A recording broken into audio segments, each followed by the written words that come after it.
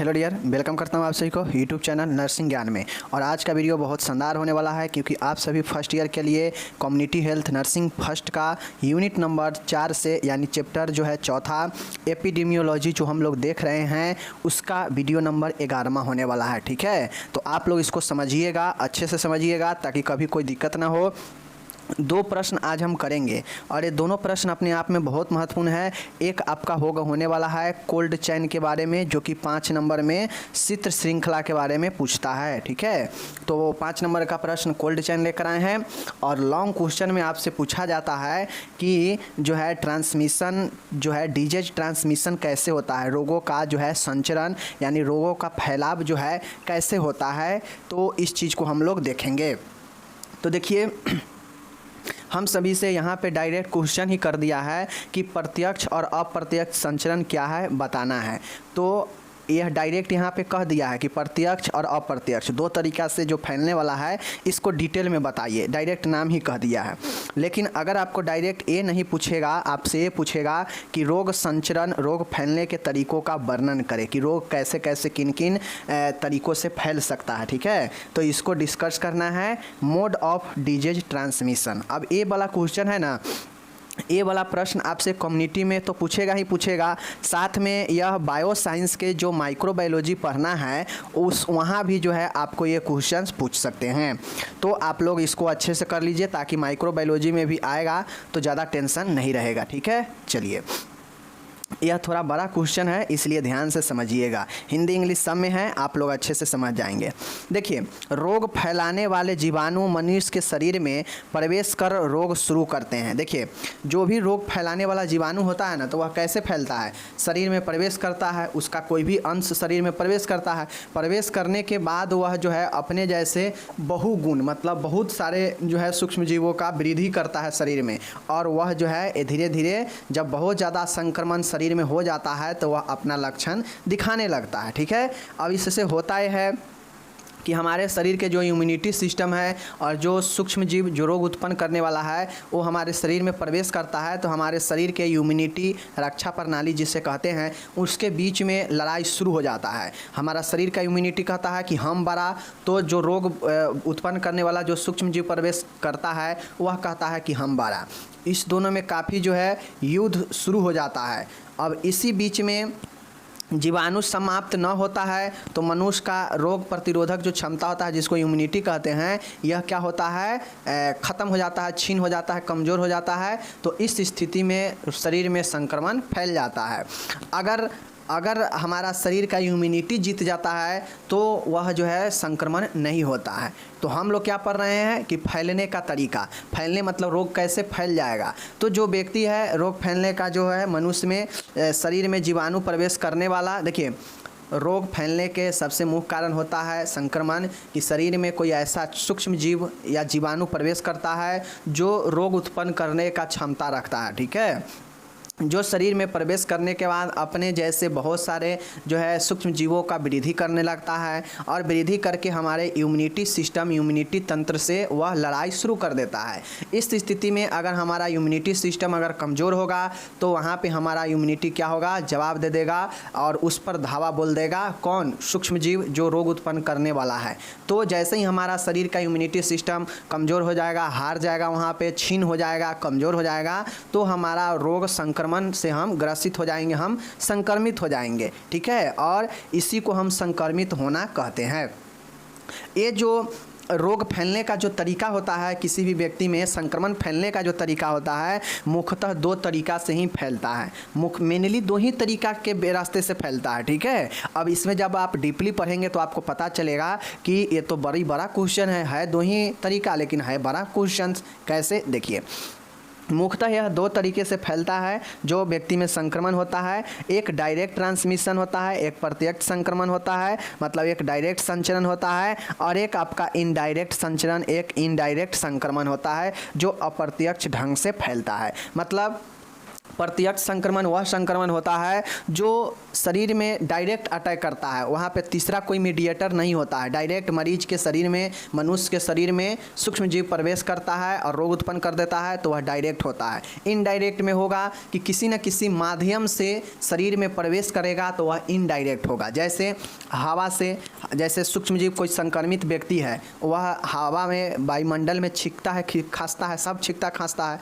अब उसके नज़दीक में जो छींका है, उसके नज़दीक में आप है, तो उसके आसपास के तो आप ही ना श्वास के द्वारा लेंगे, तो आप हवा श्वास के रूप में लेंगे, तो वह छींका रहेगा, तो उसका जीवाणु आपके शरीर में प्रवेश कर सकता है वायुमंडल के थ्रू, तो उससे जो रोग उत्पन्न होगा वह इनडायरेक्ट होगा। क्यों? क्योंकि वह व्यक्ति तो वायुमंडल में छींका है या खांसा है, लेकिन आप वायुमंडल से ले रहे हैं, मतलब कोई ना कोई वायुमंडल एक तीसरा फैक्टर यहाँ पे आता है, तभी जाके इनडायरेक्ट रूप से फैलता है। ठीक है, चलिए अब समझिए डायरेक्ट इनडायरेक्ट दो तरीक़ा से समझ गए।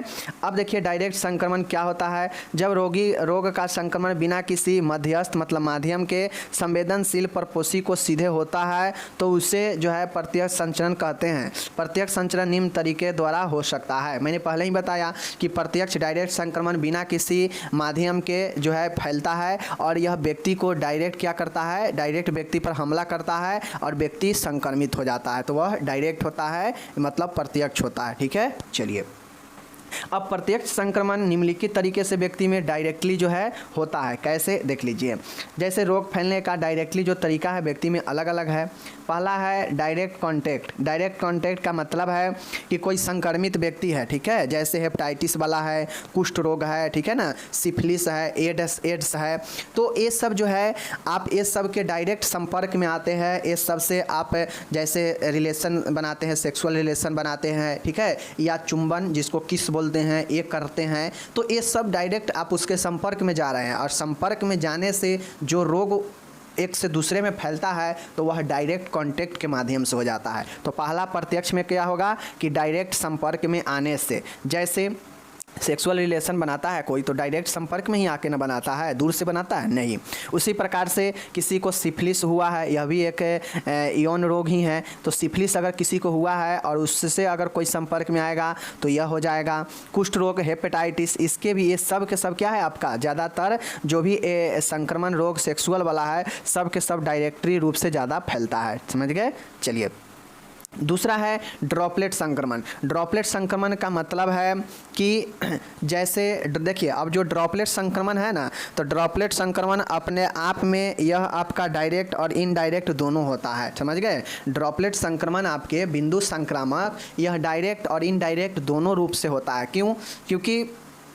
क्योंकि आपके सामने कोई व्यक्ति है और वह आपके मुंह के सामने छींक दिया, खांस दिया, और वह जो खांसा है या छींका है वह टीबी वाला या कोई श्वसन रोग वाला है, तो छींकने और खांसने से उसके मुंह से जो छींटा निकलता है, वह छींटा में कीटाणु होता है जो उसके रोग उत्पन्न कर सकता है। तो जैसे ही कोई व्यक्ति आपके सामने छींका या खांसा, तो डायरेक्ट आप उसको श्वास के जरिए अंदर ले लिए, तो यह क्या हो जाएगा, यह ड्रॉपलेट होता है जो आप उससे डायरेक्ट आपके श्वास में जा रहा है। ठीक है, और ये बिंदु संक्रामक आप दूर से भी हो सकता है। आपके आसपास कोई व्यक्ति है, वह टीबी वाला है, कोई भी श्वसन अस्थमा वाला है, कुछ भी है श्वसन रोग वाला, तो वह आप छींकेगा, थूकेगा, खांसेगा, तो उसका छींटा वायुमंडल में उड़ता है आसपास, तो उसमें कीटाणु होता है। अब वह कीटाणु जो है पर्यावरण के जरिए, श्वास के जरिए दूसरे व्यक्ति ले लेता है, तो उसमें यह रोग हो जाता है। तो ये जो छींकने से, खांसने से, थूकने से जो रोग दूसरे में फैलता है, तो वह ड्रॉपलेट प्रकार के संक्रमण होता है, और यह एक प्रकार के डायरेक्ट संक्रमण है जो किसी के छींकने या खांसने से होता है। ओके, दूसरा है, तीसरा नंबर का है कॉन्टेक्ट विथ इन्फेक्टेड सॉइल, मतलब संक्रमित मृदा, मतलब संक्रमित मिट्टी के संपर्क में आने से। अब एग्जाम्पल के तौर पर आप समझिए टिटनेस क्या होता है कि कोई व्यक्ति के शरीर में कहीं काटा फटा है, तो लोग क्या कहता है, खाली पैर मत चलो, मिट्टी मत छुओ, गोबर मत छुओ, कहता है ना। ये क्यों कहता है? इसीलिए कहता है क्योंकि जो मिट्टी होता है, जो धूल कण होता है, जो गोबर होता है, उसमें जो टिटनेस होने का जो रोग का जो सूक्ष्म जीव है, उसका स्पोर मतलब उसका जो जड़ है उसी मिट्टी में उपस्थित होता है। अब जैसे ही किसी के घाव है, किसी को कटा फटा है, वह नंगे पैर या हाथ मिट्टी छुएगा तो क्या होगा, डायरेक्ट वो संपर्क में आ जाएगा मिट्टी का। अब मिट्टी में हो सकता है टिटनेस का जो है सूक्ष्मजीव का स्पोर छिपा हो, तो वह उस घाव के रास्ते, कटे हुए रास्ते शरीर में प्रवेश करता है और उस व्यक्ति को भी यह टिटनेस करवा देता है। तो यह जो है इन्फेक्टेड सॉइल, संक्रमित मृदा के संपर्क में आने से, जैसे टिटनेस का जो बैसिलाई जो होता है वह मृदा में छिपा होता है इसका स्पोर, और उससे संपर्क में आने से व्यक्ति में टिटनेस फैल सकता है।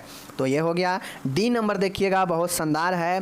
त्वचा या श्लेष्मा कला में इनोक्यूलेशन इनटू स्किन या म्यूकोसा, रोग कारक त्वचा या श्लेष्मा कला में सीधे संचारित हो सकते हैं, जैसे कुत्ते के काटने से रेबीज, विषाणु संदूषित सुई और सिरिंज का यकृत शोथ, हेपेटाइटिस बी विषाणु सीधे रक्त में संचारित हो जाते हैं।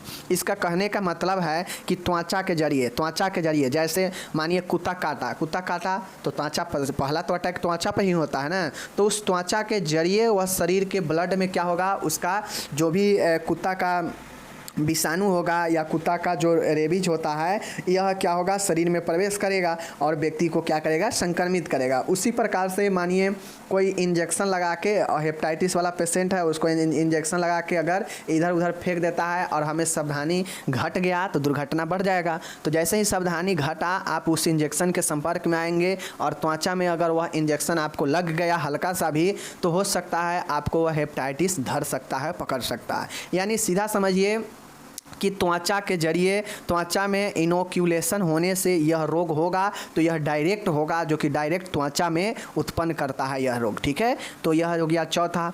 दूसरा है ट्रांसप्लेसेंटल का मतलब होता है कि ये संचारक रोग कारक गर्भाशय में माँ के भ्रूण से जो है संचारित होने वाले रोग ट्रांसप्लेंटन संक्रमण कहते हैं। प्लेसेंटा द्वारा संचारित होने वाली बीमारियाँ एड्स, हर्पिस, रूबेला आदि। देखिए, होता है ट्रांसप्लेसेंटल जब आप जाएंगे थर्ड ईयर में तो पढ़ना पड़ेगा प्लेसेंटा ये होता है कि माँ के जो यूट्रस गर्भाशय होता है ना, तो उस गर्भाशय के अंदर के दीवार से प्लेसेंटा लगा होता है, और उस प्लेसेंटा से बच्चा का अम्बिलिकल कॉर्ड यानी नाभि का नाल जो है जुड़ा होता है। जो गर्भ में बच्चा पलता है उसका नाल जो है माँ के यूट्रस से लगे प्लेसेंटा से लगा होता है। अब इसी प्लेसेंटा से बच्चा को सब चीज़ मिलता है, ऑक्सीजन वगैरह, वगैरह। तो ये प्लेसेंटल ट्रांसमिशन जो होता है, यह बच्चे में डायरेक्ट जो है माँ से, अगर मानिए माँ को कोई संक्रमण होता है, ठीक है, तो माँ को अगर कोई संक्रमण होता है तो डायरेक्टली वह बच्चे को भी इन्फेक्ट कर सकता है। क्यों? क्योंकि बच्चा का कनेक्टिविटी जो है माँ से है, माँ के यूट्रस और प्लेसेंटा से है। चूँकि माँ से ही सब चीज़ उसको मिल रहा है, तो डायरेक्टली वह माँ से ही क्या हो जाएगा, संक्रमित हो जाएगा। जैसे एड्स होना, जैसे हर्पिज होना, रूबेला होना, यह सब प्लेसेंटा के माध्यम से भ्रूण को, शिशु को हो सकता है संक्रमण। ठीक है, तो इस प्रकार से यह आपका डायरेक्ट वाला हो गया समापत। डायरेक्ट समापत हो गया। डायरेक्ट में क्या क्या हम लोग देखें, आप लोग को पता है, रिवाइज करने की ज़रूरत है, रिवाइज कीजिएगा। दूसरा है इनडायरेक्ट ट्रांसमिशन। इनडायरेक्ट ट्रांसमिशन के मतलब होता है, देख लीजिए, कि जब संक्रमण स्रोत का संवेदनशील परपोषी से सीधा संपर्क न होकर किसी मध्यस्थ के द्वारा होता है, तो इसे इस प्रकार के संचरण को अप्रत्यक्ष संचरण कहते हैं। इसमें रोग उत्पन्न करने वाले कारक उसके स्रोत से पहले किसी मध्यस्थ जैसे जल, भोजन, बर्तन, कीट, हाथ, कपड़े आदि तक संचारित होते हैं। फिर ये जीवाणु किसी व्यक्ति में प्रवेश कर जाते हैं और फिर रोग उत्पन्न करते हैं। अप्रत्यक्ष संचरण निम्न तरीके से होते हैं। अब अभी तक जो अप्रत्यक्ष के बारे में देखें, इनडायरेक्ट के बारे में मैं इसको डील कर देता हूँ। देखिए, इनडायरेक्ट जो ट्रांसमिशन, जो संचरण के मतलब फैलना, तो जो इनडायरेक्ट तरीके से होता है ना, तो मैंने आपको पहले ही बताया कि डायरेक्ट वाला में बीच में कोई माध्यम, कोई मध्यस्थता नहीं होता है। डायरेक्ट वह एक से दूसरे में फैल जाएगा। ठीक है, लेकिन जो इनडायरेक्ट वाला जो संचरण होता है, यह जो भी रोग उत्पन्न करने वाला कारक होता है, वह कहीं ना कहीं तीसरे मध्यस्थ में होता है। तीसरे मध्यस्थ मतलब तीसरे माध्यम से जो है व्यक्ति में प्रवेश करता है। जैसे जो सूक्ष्म जीव है वह डायरेक्ट प्रवेश नहीं करके जल के माध्यम से, ठीक है, जल के माध्यम से हो सकता है, मिट्टी के माध्यम से हो सकता है, हवा के माध्यम से हो सकता है, बर्तन के माध्यम से, कपड़ा के माध्यम से, इन सभी में यह सूक्ष्म जीव मौजूद होगा। अब उसका उपयोग या उसके संपर्क में थर्ड चीज़ों के संपर्क में, मतलब जो माध्यम बन रहा है, माध्यम बीच वाला, इसके संपर्क में कोई व्यक्ति आएगा तो पहले से उसमें सूक्ष्म जीव है जो रोग उत्पन्न करने वाला है, तो वह उसमें मौजूद है। और जैसे ही व्यक्ति उसके संपर्क में आएगा उस सामान के, वो जो है व्यक्ति के अंदर क्या होगा, वह संक्रमण हो जाएगा। तो कहीं ना कहीं इससे क्या समझे कि बीच में कोई ना कोई मध्यस्थता यानी माध्यम का काम कर रहा है जो व्यक्ति में रोग संचरण करता है, और यह अप्रत्यक्ष तौर पे होता है। क्यों? क्योंकि इसमें एक मध्यस्थता काम करता है रोग फैलने में, ठीक है। तो यही हमारा अप्रत्यक्ष होता है, और यह अप्रत्यक्ष माध्यम के अलग अलग तरीके हैं जिन तरीकों से यह फैल सकता है, ठीक है। चलिए एक एक करके देख लेते हैं। पहला है वेहिकल जनित। वेहिकल जनित का मतलब होता है कि व्हीकल जनित का मतलब होता है वाहन जनित। वाहन जनित का मतलब होता है कि रोग उत्पन्न करने वाले कारक संक्रमण के स्रोत से जल, वायु, खाद्य पदार्थ में आ जाते हैं तथा समान व्यक्ति द्वारा संचरित हो जाते हैं। संक्रामक बीमारियों का संचरण मुख्य रूप से दूध, सब्जी, फल आदि द्वारा होता है। जैविक उत्पादों द्वारा भी संचरण हो सकता है। दूषित जल तथा खाद्य पदार्थों से फैलने वाले रोग ये है। देखिए, अब होता यह है वाहन जनित व्हीकल बोर्न। व्हीकल बोर्न का मतलब होता है वाहन। वाहन का मतलब होता है कि जैसे वाहन का मतलब होता है कि जैसे जो वाहन पर खाद्य पदार्थ जो है ढोया जाता है, ठीक है ना, तो उससे जो है यह रोग उत्पन्न हो सकता है। क्योंकि वाहन में जानते हैं कि बहुत सारे रोग जो है वाहन में, कभी वही वाहन आपको यहाँ मिल जाएगा, कभी वही व्हीकल वहाँ मिल जाएगा। तो वाहन का कब धुलाता है कोई ठीक नहीं रहता है। तो ऐसे में वाहन बहुत बार यूज होने के बाद एक बार साफ़ होता है, तो बार बार यूज होने से वे वाहन क्या होते हैं, इसमें बहुत सारे सूक्ष्म जीव मौजूद हो सकते हैं इसके बॉडी सब पर। तो उससे जो व्यक्ति को रोग होता है वह क्या होगा कि दस्त के रूप में, हैजा के रूप में, इस सब के रूप में जो है व्यक्ति के अंदर हेपेटाइटिस के रूप में यह जो है रोग उत्पन्न करता है, ठीक है। तो आपको मैं बता दूं कि दूषित जल या खाद्य पदार्थ से जो होने वाला रोग होता है वह दस्त होता है, हैजा होता है, पोलियो, हेपेटाइटिस, ये सब आपके जल और खाद्य पदार्थों से फैलता है जो कि इनडायरेक्ट माध्यम है। ओके। बी नंबर है वेक्टर बोर्न, मतलब रोगाणुवाहक जनित। रोगाणुवाहक जनित का मतलब होता है वेक्टर बोर्नी। जब संक्रमण के स्रोत से रोग उत्पन्न करने वाले कारक किसी वाहक द्वारा किसी अन्य व्यक्ति तक चले जाते हैं, इस प्रकार के रोग संचरण रोगाणुवाहक रोग संचरण कहलाता है।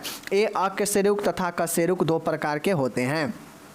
रोगाणुवाहक जनित मतलब जब संक्रमण के स्रोत से रोग उत्पन्न करने वाले कारक किसी वाहक द्वारा, ठीक है, किसी अन्य व्यक्ति तक चले जाते हैं। देखिए, रोगाणुवाहक जनित का मतलब है वेक्टर बोर्न, मतलब कि जैसे मक्खी है, मक्खी अगर कहीं गंदा चीज़ पर नहीं बैठा है तो मक्खी ठीक है, लेकिन जैसे ही मक्खी किसी गंदे चीज़ों पर, नाली पे, किसी गंदे ये सब पर अगर बैठकर और वापस से अगर आपके घर में घुस गया और आपके भोजन पर, खाने पीने वाला सामान पर बैठ गया, मतलब वह रोग को लेकर आपके घर में आया है, ठीक है। मक्खी हो गया या बहुत सारे ऐसे जीव होते हैं जो हमारे घर में मौजूद होते हैं, लेकिन हम इस चीज़ को नहीं जान पाते हैं कि यह कहाँ से आया है, किस कंडीशन से आया है, सही में आया है या गलत तरीके से आया है। तो अगर आप इस चीज़ को नहीं पकड़ते हैं, चूँकि मक्खी को तो पैर में लगा नहीं रहता है गंदा, तो ऐसे में आप पकड़ नहीं पाते हैं और वह कहीं गंदे वाले, तो ऐसे में अगर कोई मक्खी हो गया, कोई कीट हो गया, वह आपके शरीर घर में आता है, घर में भोजन को, खाने पीने वाला सामान पर बैठ जाता है, तो वह रोग आपको वहाँ से कर देता है, ठीक है। इसीलिए इसे रोगाणुवाहक, मतलब रोगाणु जो रोग को उत्पन्न करने वाला जो जीवाणु है उसको वहन का काम करता है, मतलब ढोने का काम कर रहा है, जो कहीं और से लाकर हमारे जो है भोजन वगैरह के द्वारा हमें फैला रहा है, तो यह वेक्टर बोर्न डिजीज हो जाता है, ठीक है। यह अकशेरुक और कशेरुक दोनों होते हैं। जैसे अकशेरुक रोगवाहक जो होते हैं वह घर का मक्खी होता है, मच्छर होता है, जुआ होता है, खटमल होता है। यह सब के सब जो है अकशेरुक होते हैं, ठीक है। कशेरुक में जो होगा वह चूहा होगा, कृंतक होगा। चूँकि आप लोग जानते हैं चूहा से भी रोग फैलता है, ठीक है, और कृंतक यानी रोडेंट से भी रोग फैलता है। तो ये चीज़ को समझ गए हम लोग। चलिए रोगाणुवाहक समझ गए।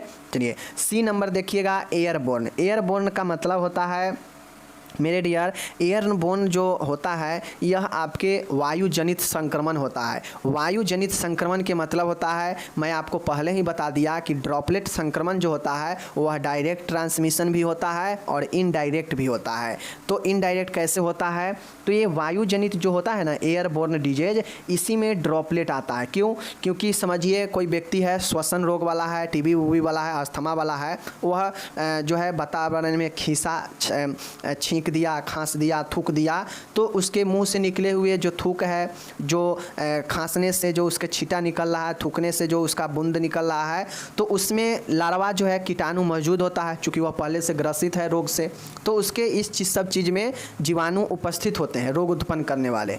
अब वह वातावरण में क्या हो गया, फैलता है। जैसे हम छींके तो छींकने में क्या होता है कि वह वातावरण में मिल जाता है, लेकिन हम इस चीज़ को नहीं जानते हैं कि इसमें सूक्ष्म जीव है। बट जो संक्रमित होता है उसमें सूक्ष्म जीव होता ही है छींकने और खांसने पर। तो जैसे ही छींका वातावरण में मिल गया, अब वातावरण में उसी चीज़ को तो कोई जो है दूसरा व्यक्ति अपने अंदर ग्रहण करेगा ना, तो वह वातावरण से जो दूसरा व्यक्ति ग्रहण कर लेगा उसको और उसमें यह संक्रमण चला जाएगा, तो यह ड्रॉपलेट होता है। ड्रॉपलेट का मतलब ही होता है बिंदु संक्रामक। छींकने, खांसने, थूकने से जो उसके लार्वा जो निकलता है और उसको किसी दूसरे व्यक्ति द्वारा ग्रहण कर लिया जाता है हवा के माध्यम से, तो यह बिंदु संक्रामक होता है। तो यह डायरेक्ट में भी होता है और इनडायरेक्ट में भी होता है। डायरेक्ट में कैसे होता है कि जो है कोई हमें डायरेक्ट जो है सर पर, शरीर पर या सामने से छींक देगा, खांस देगा, तो डायरेक्ट उसको हम जो है ग्रहण कर लेंगे तो डायरेक्ट हो जाएगा। इनडायरेक्ट में है कि कुछ दूर पर वह व्यक्ति है लेकिन वह वातावरण को दूषित कर रहा है और उसी वातावरण को हम उपयोग कर रहे हैं, तो उससे होगा। तो मतलब ड्रॉपलेट डायरेक्ट इनडायरेक्ट दोनों होता है, ठीक है। चलिए डस्ट का मतलब होता है कि जैसे धूलकण है, ठीक है, ऐसी धूलकण जिसमें रोग उत्पन्न करने वाले संक्रमित कारक मौजूद होते हैं, वह व्यक्ति के संपर्क में आता है और संक्रामक जीवाणु व्यक्ति के शरीर के अंदर पहुंचकर संक्रमण पैदा कर देता है। तो डस्ट के द्वारा भी, जैसे डस्ट में बहुत सारे सूक्ष्म जीव मौजूद होते हैं और उस डस्ट को शरीर जो है व्यक्ति अपने अंदर लेता है, तो वह क्या हो जाता है आपका, वह जो है व्यक्ति को संक्रमित कर देता है। तो यह आपका इन्फेक्टेड बाय डस्ट हो गया। तीसरा डी नंबर का देखिएगा, फोमिट जनित, फोमिट बोर्नी। फोमिट का मतलब होता है कि फोमिट वे निर्जीव वस्तुएं हैं जिनमें रोगाणु चिपक जाते हैं, जैसे खिलौने, रुमाल, बर्तन, किताब, तौलिया, दरवाजे के हैंडल, सिरिंज आदि। ये फिर संपर्क में आने पर स्वस्थ व्यक्तियों को संक्रमित करते हैं और विभिन्न रोग उत्पन्न करने की क्षमता रखते हैं, जैसे क्षय रोग, गोलघोंटू आदि। आप लोग सुने होइएगा कि कोरोना के समय लोग कह रहा था कि कोरोना सतह से भी फैल रहा है। मतलब कोई व्यक्ति को अगर कोरोना है और वह जाके किसी ऐसे चीज़ को छू रहा है, जैसे स्टील वगैरह, लोहा वगैरह के सामान को उससे छू रहा है, तो उसका उपयोग अगर कोई दूसरा व्यक्ति फिर वहीं पे जाके अपना हाथ रख देगा या उसको छू देता है तो उसमें हो जा रहा है। तो वह एक्चुअल क्या था, वह वही फोमिट जो है वही फोमिट बोर्नी हो रहा था, ठीक है ना। फोमिट का मतलब ही होता है कि ऐसे सूक्ष्म जीव जो किसी सतह से किसी दूसरे व्यक्ति में फैलता है वह जो है फोमिट होता है। जैसे कोई ऐसे व्यक्ति संक्रमित है जो किसी निर्जीव सतह पर छू देने से वह सतह पर, निर्जीव सतह पर चला गया सूक्ष्म जीव। अब वह निर्जीव सतह जैसे खिलौना, कपड़ा, बर्तन, किताब, रुमाल, बर्तन, कुछ भी हो सकता है, उस पर मौजूद है सूक्ष्म जीव। अब उसका प्रयोग करने से किसी दूसरे व्यक्ति को रोग हो रहा है तो यह फोमिट जनित होता है, ठीक है।